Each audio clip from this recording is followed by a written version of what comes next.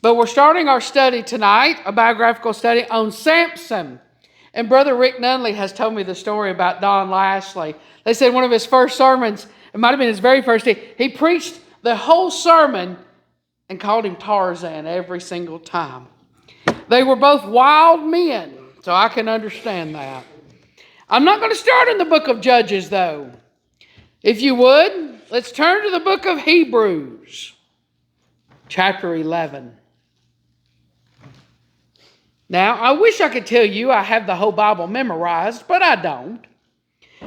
Before I did this study, I don't know if I could have told you that Samson was in Hebrews 11. Now, I knew Barak and Gideon and some of those other guys, but, Samson, we really only talk about him in Judges, especially with the kids.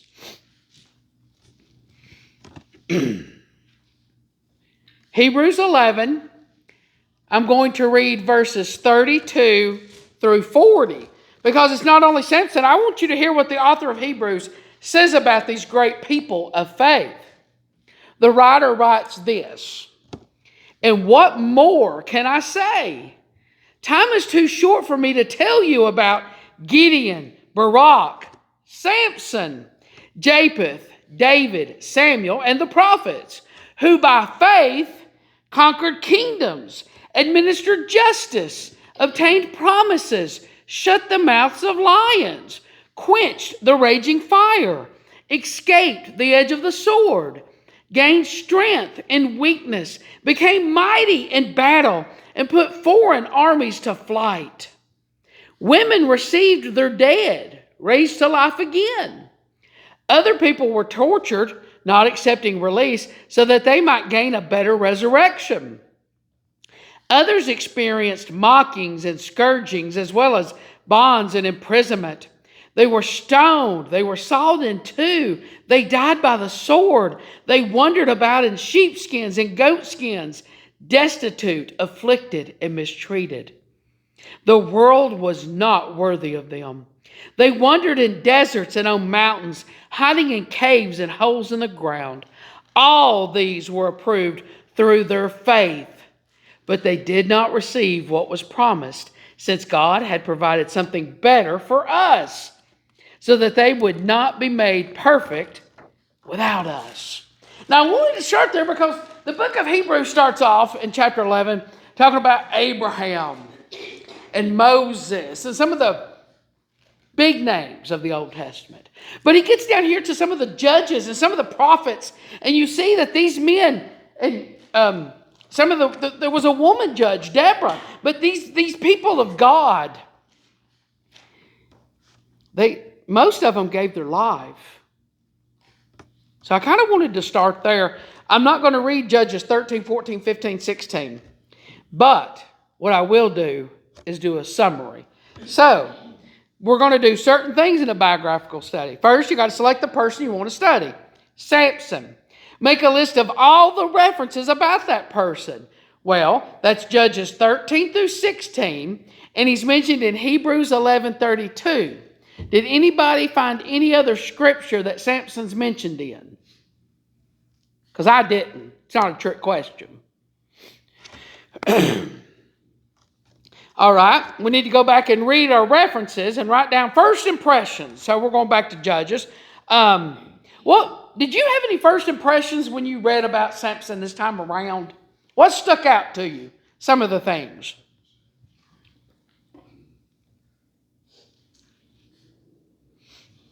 Now, I know it's been a few weeks. He has an arrogance about him. Yeah, I've got that. Arrogance, impulsive, and vengeful. Yeah, he sure was. Yeah, he's mentioned in Hebrews 11, right? What about his miraculous birth? Did most of you remember that? I mean, it had skipped my mind. He was born to a barren woman, and he was set apart to God from birth to begin delivering Israel from the Philistines. An angel came to his parents. His early adult decisions show a total disregard for his vow. He defies his parents. He ignores regulations by pursuing a Philistine woman from Timnah. He wasn't supposed to go date foreign women. Samson, now what we do know about him, he had immense God-given power. He was possessed by the Spirit. Notice that in the Old Testament. The Spirit would come upon people like Samson and like Saul and like others, but sometimes the Spirit would leave them, right, when they sinned. But the Spirit of the Lord empowered him.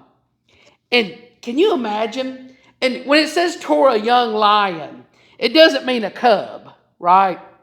When it's talking about a young lion in his prime. You know, them old lions, they can't do what they used to, and the little lions can't do nothing. But a lion in his prime, Samson tore him apart with his bare hands. Man. All right. Now, those are some of the first impressions about Samson that I came up with. Now, let's do a chronological outline. Basically, I'm going to quickly, not too long, but I'm going to walk you through these chapters. God raises up Samson to rescue Israel from the Philistines. Samson's exploits, including killing 30 Philistines to pay off a wager he made. He slayed 1,000 Philistines with a donkey's jawbone, carrying away the city gates of Gaza. He was tricked into capture by a woman named Delilah and killed thousands of Philistines by pulling down the temple of Dagon. Well, it all starts in Judges 13.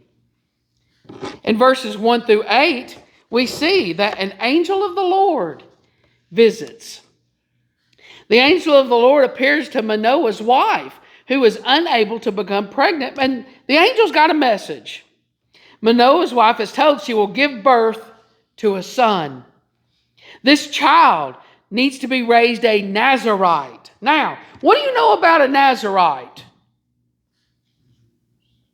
I'm sorry? Jesus. Yeah, coming out of Nazareth. What else do we know about Nazarites? The Nazarite vow. The vows. What are some of those vows? Not to cut his hair. His head will not be touched by a blade. Yep. No, I think there's one or two Not of to them. be near the dead. Yeah, can't touch dad. Defile themselves death. Yeah, and he does all these Not things. to drink wine. Oh, that's the other big one. They're not allowed to touch alcohol, drink alcohol. That was the other one. I'm going to get to that in a little bit, but he is to be dedicated to the Lord. He must abstain from alcohol. It's my next sentence. And any forbidden food. He's going to rescue Israel, which has been oppressed for over 40 years. Well, Manoah's wife goes and tells Manoah about the visit. Manoah prays that the angel will return and give them more instructions about this child. So, the angel returns in chapter 13, verses 9 through 25. The angel appears again to Manoah's wife, who runs to tell her husband to come on. The angel repeats his instructions to raise the child as a Nazarite. Manoah and his wife desire to honor the angel after the second appearance. Manoah offers a young goat to the angel, who instructs him to offer it as a sacrifice to the Lord. The angel refuses to tell Manoah his name. While Manoah makes the sacrifice, the angel ascends in the fire blazing from the altar. Manoah realizes it was the angel of the Lord, and that's a whole other stuff. So, we get to the end of chapter 13. Samson is born. Soon he experiences the blessing and anointing of the Spirit of God. And then we go straight into his marriage. We go from birth to marriage. Doesn't tell us much about his childhood, but it's kind of like Jesus. There'd probably be volumes written on Samson for a youngster to have that kind of strength. There was tales. All right, Samson's marriage, chapter 14. Let's look at verses 1 through 4. Samson, he notices a Philistine girl in Timnah and tells his parents to make arrangements for him to marry her. Well, the parents had been talking to the angel earlier, and they try to convince Samson to not marry this girl because she's not of Israel. So they say no. But Samson wants to get his way. We need to understand here that even though Samson is going against the Nazarite vow, even though Samson here is going against his parents, the Lord's going to have a plan because this leads him into the Philistines, right? Now, big chunk, chapter 14, verse 5 to 16, verse 3, are Samson's mighty deeds. We start off with the ripping apart of that lion I mentioned earlier.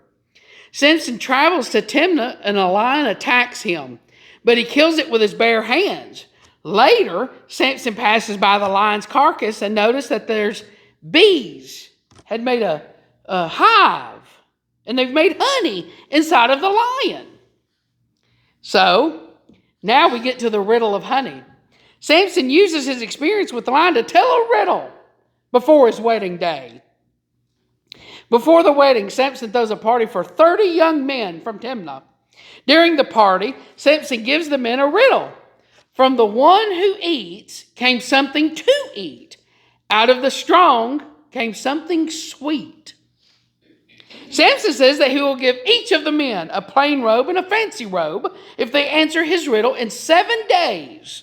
If they cannot, each one of them has to give him the robes. Well, the men from Timnah, they start getting nervous. They can't figure out this riddle, so they threaten to kill her and her father, the girl, unless she tells them the answer to the riddle. Well, Samson's wife pleads with Samson to give her the answer. Well, Samson at last reveals the answer to her, and she gives the answer to the men of Timnah. In order to pay off his wager, because Samson lost, he kills 30 men from Ashkelon, taking their clothing and gives it to the men of Timnah. Samson becomes infuriated with his wife because she has caused him to lose the wager, and he goes home to live with his parents. So the bride's father gives her to the man who had been Samson's best man. Well, Samson, his young life is not starting off very well. Let's continue to move to chapter 15. Discovering that his wife had been given to another, Samson catches 300 foxes, ties their tails together in pairs, lights a torch that's attached to each pair. The foxes run through the field of the Philistines, burning all of their grain to the ground. Now, that sounds mean, but actually, it's devastating. That's their crop. That's their food. That's their income. Samson wanted to retaliate. Samson, he got mad pretty quick. So, the Philistines, knowing what Samson could do, you think they would have just said, okay, we're not going to deal with him, but no. The Philistines strike back by killing the woman, giving away in marriage, and her father. They go back and kill the woman that Samson loved. In retaliation for that, you see how this is going. In retaliation for that, Samson kills many Philistines. Continuing the cycle of retributions, the Philistines raid the town of Lehi in Judah. 3,000 men from Judah come to bind Samson with ropes and hand him over to the Philistines. And Samson allows them to do so. He didn't have to. Now, when the Philistines come to take Samson away, the Spirit of the Lord comes upon him, causing him to easily snap the ropes around him. Using a donkey's jawbone, he kills 1,000 Philistines. In terrible thirst, Samson cries out for water, which God causes to gush up from the ground. God took care of Samson. Well, Samson, being a young man, not making very wise decisions, Samson visits a prostitute in the Philistine city of Gaza. When word of Samson's presence there spreads, the men of Gaza plan to kill him. And when he leaves to the city gates in the morning, Samson decides to leave at midnight, though. However, he's lifting the city gates at its posts right out of the ground and carrying them to the top of the hill many miles away. The Philistines, they get a plan. They offer Delilah a great deal of silver to find out the secret of Samson's strength.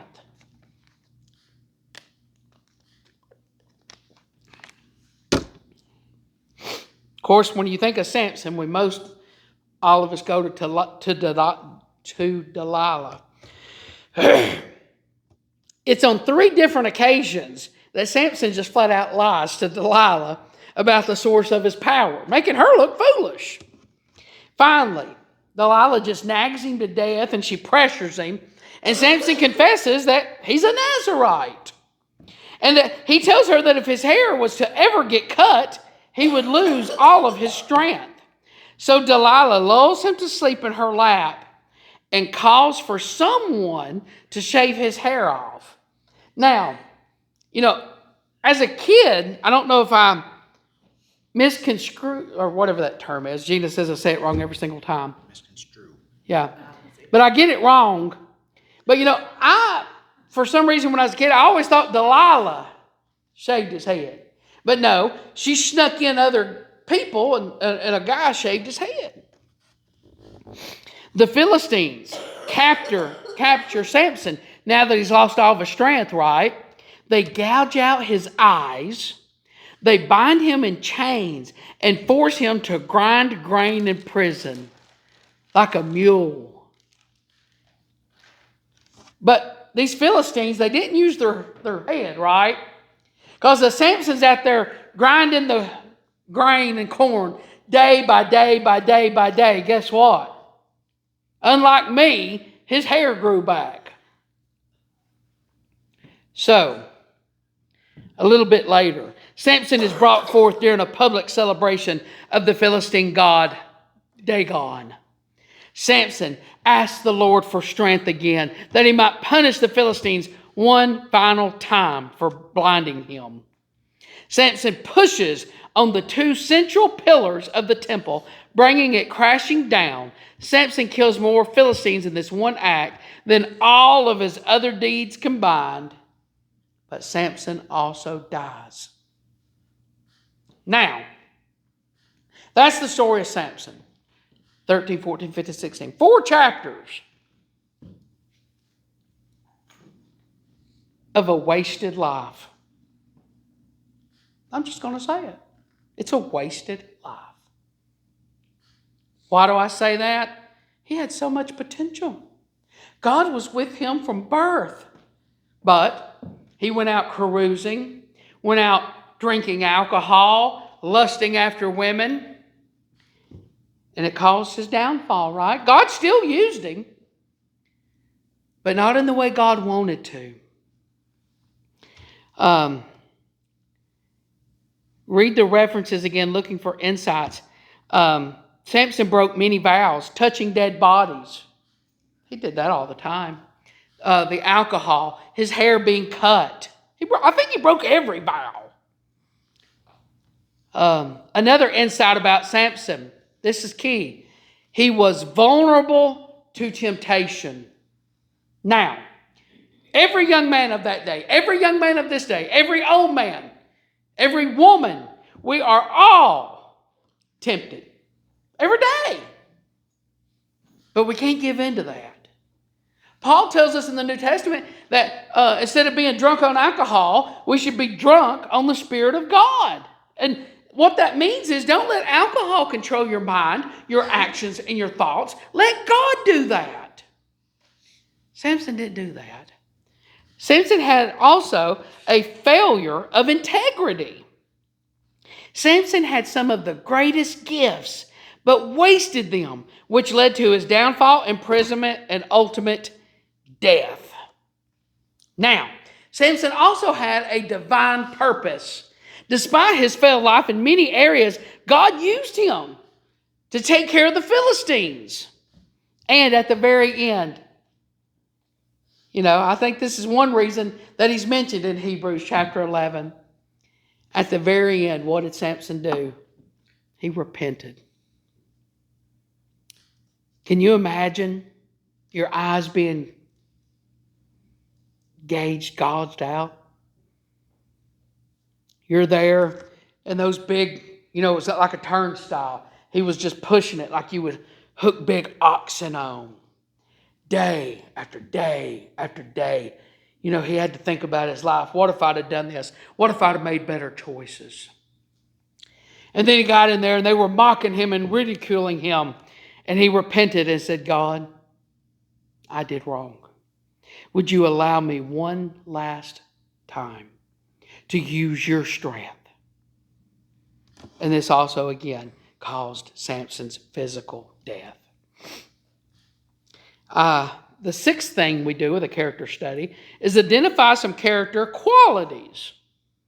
Okay, we've mentioned a few. Supernatural strength. Like I said about the lion and these city gates. What about courageous? He was arrogant, but he was also courageous. You know? I don't care how much faith I got. If I see a lion charging me, I'm going to be a little scared. Of course, because of Hebrews, faith. Samson knew that God was real. Samson knew that God had called him. Samson knew, my next one, Samson knew he was chosen by God to do these things. Now, the negative qualities.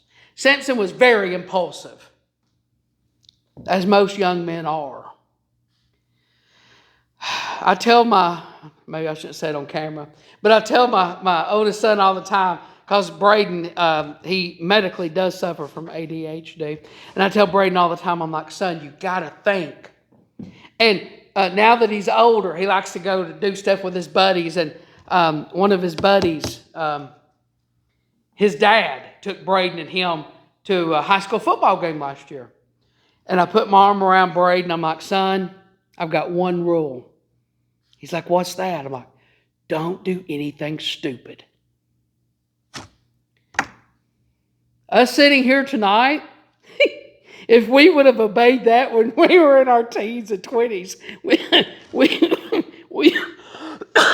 probably wouldn't have went through some of the things we went through, right? But yeah, Samson was impulsive. He didn't think. Lustful, prideful, self-serving, and rebellious. Samson had many good qualities. Samson had many bad qualities. What are some biblical truths found in Samson's life? I know that's a weird way of phrasing it. I'll give you an example. A biblical truth found in Samson's life is God uses flawed individuals. As much as I've heard and picked on him tonight, even though he's dead, Don Lashley. Everybody here, if you list the pastors in order, Don's in the top 1 or 2 of everybody's list. But Don was flawed.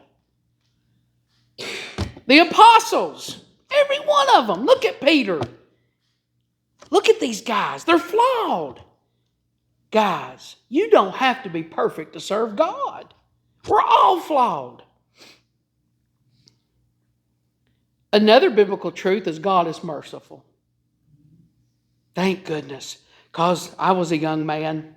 I got out of God's will. And I'm so glad that God allowed me a second chance to serve Him the way I was called to serve Him as a pastor. And lastly, a biblical truth.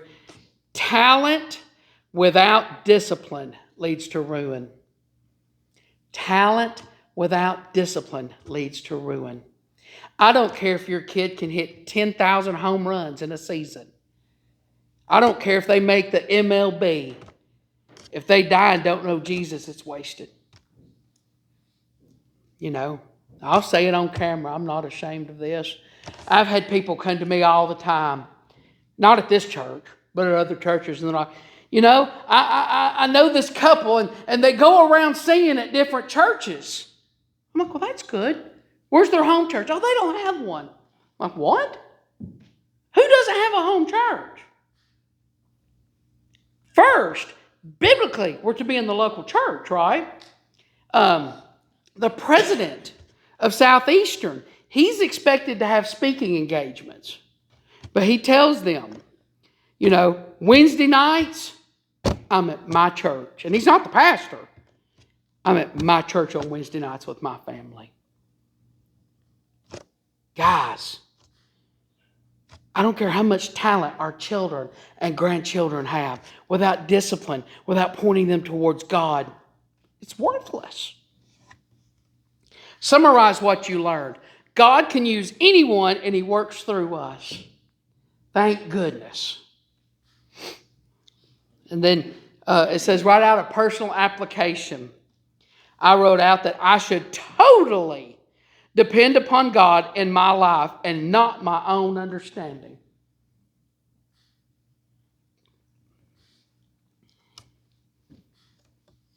When we think of Samson, we probably all go back to our Sunday school days, right? That have the felt boards or other things, and you'd see the big man up there with muscles and how strong he was. Were you all as shocked as me when you became adults and you read the real stories about this man? I'll be honest with you. If it wasn't for Hebrews chapter 11, people like Samson, people like Lot, we might not would have even said they were saved. Much less in the chapter of faith. Guys, it's never too late to seek God, to serve God, and to do His bidding. Our next time we're going to meet, we're out of Judges, we're all the way into 1 Samuel. Let's just do a chapter summary of 1 Samuel chapter 8. A chapter summary of 1 Samuel chapter 8. Those of you that have to watch via YouTube because of you're sick or you have other obligations, know that you were missed tonight. Know that we love you and we'd love to pray for you. If you need me, call me. Love you. Bye.